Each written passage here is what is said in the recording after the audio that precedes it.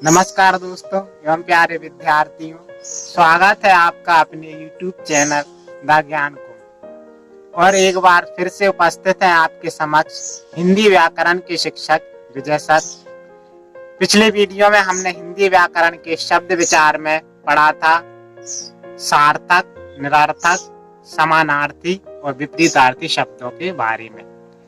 और आज की वीडियो में हम पढ़ेंगे युग्म शब्द, भिन्नार्थक शब्द और ध्वन्यार्थक शब्द। तो चलिए बिना कोई समय बर्बाद करते हुए शुरू करते हैं आज की कक्षा। तो शब्दों का अगला प्रकार है युग्म शब्द। प्रश्न लिखिए, युग्म शब्द किसे कहते हैं, उदाहरण सहित समझाइए।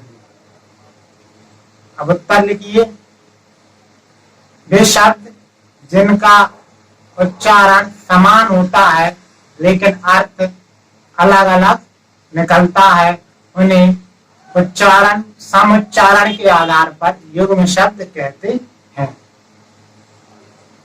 अब आप परिभाषा समझ गए होंगे, नहीं आए तो आप परिभाषा पर ध्यान दीजिए, फोकस कीजिए। देखिए इसका युग्म शब्द है, लेकिन अभी युग्म का ही मीनिंग या अर्थ पता नहीं होगा पहली बात तो फिर इसका नाम युग्म शब्द क्यों पड़ा। युग्म का अर्थ होता है जोड़ा, पेयर में हुआ। अब स्वाभाविक है कि जोड़ा है तो जोड़े में शब्द होंगे। अब उच्चारण तो उनका समान होगा, बोलने पर तो वे समान लगा लेकिन उनका अर्थ अलग अलग निकलता है। बस यहीं पर अधिकतर विद्यार्थी क्या करते हैं, गलती करते हैं हिंदी लिखने में। संज्ञा बोला दिया, अब कौन से अर्थ में दिया करना है, समस्या खड़ी हो गई पहली बात। संज्ञा बोला है या शिक्षक ने बोला है अन्न, अब अन्न अब जल्दी जल्दी बोल देते हैं बच्चे, कुछ का कुछ लिख लेते हैं तो अर्थ का अनर्थ निकल जाता है, इसलिए तो इनका नाम पड़ा अर्थ के आधार पर। उदाहरण आप देखेंगे, दिया और एक दिया। अब उच्चारण में समान लग रहा है, अगर हम जल्दी बोले दिया और दिया, लेकिन अर्थ भिन्न है। दिया का अर्थ होता है देना और इस दिया का अर्थ होता है दीपक।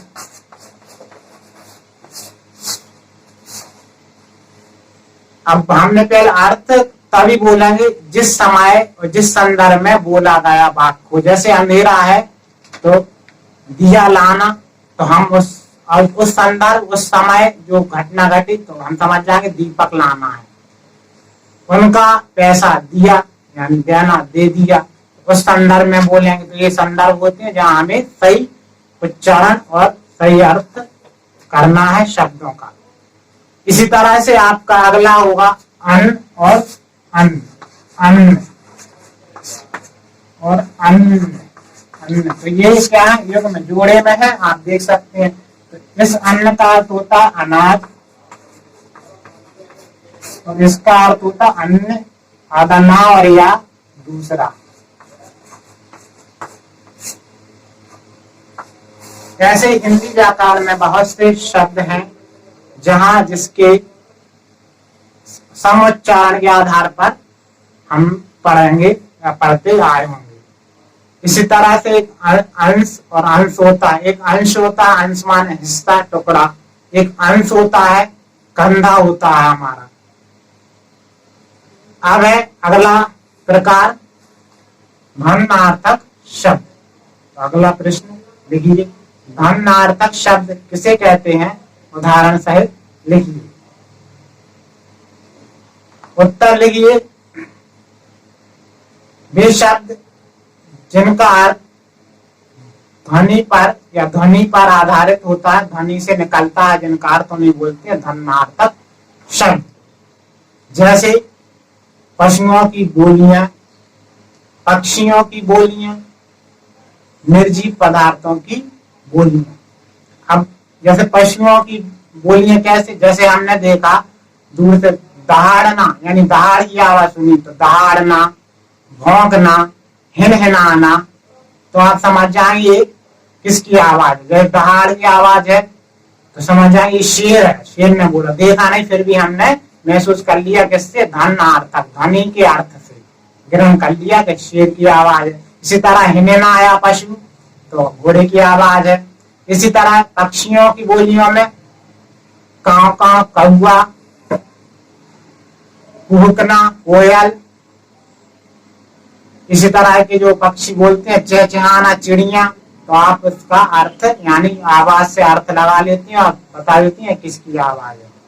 इसी तरह निर्जीव पदार्थों की बोलियां यानी कि खटखटाना, इसका अर्थ दरवाजे पर कोई है खटखटाना। ऐसे निर्जीव शब्दों से आवाज आती है, चाहे वो लोहे के पदार्थ हो चाहे लकड़ी के पदार्थ से बनी हो, तो हम पहचान लेते हैं। तो पहचान कैसे लेते हैं, ध्वन्यार्थक शब्दों से। अब अगला प्रकार है भिन्नार्थक शब्द।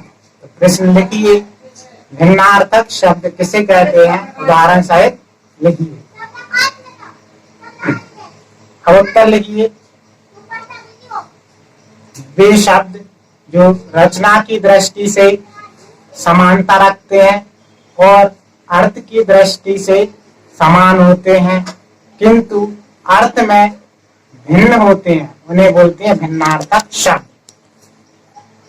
अब आप एक बात अच्छे से समझ लीजिए कि युग्म शब्द और भिन्नार्थक शब्द एक से होते हैं, इनमें बहुत यानी कि सूक्ष्म से सूक्ष्म अंतर होता है, बहुत ही सूक्ष्म, ये समझ बहुत ही बारीक अंतर है युग्म शब्द और भिन्नार्थक शब्द में। यही परिभाषा आपने देखा होगा कि रचना की दृष्टि से समान है, अर्थ की दृष्टि से भी समान है, लेकिन अर्थ में थोड़ी सी भिन्नता आती है, सूक्ष्म से सूक्ष्म अर्थ में।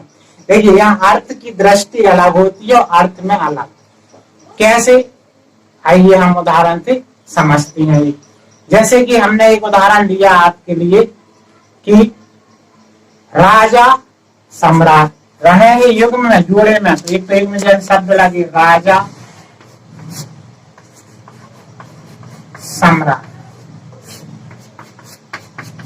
अब आप बोले ये तो सब एक से है, जी हाँ, अर्थ की दृष्टि से उच्चारण में राजा सम्राट एक से, लेकिन इनमें सूक्ष्म अंतर, दृष्टि से तो समान है अर्थ की, लेकिन अर्थ में भिन्न है। अब अर्थ समझे, राजा, राजा वो होता है जो किसी एक देश का शासक ही राजा कहलाता है, एक ही देश का शासक जो होता है उसे राजा बोलते हैं। सम्राट, सम्राट वो होता है जो राजा यानी शासकों या राजाओं का भी राजा होता है, वो सम्राट होता है।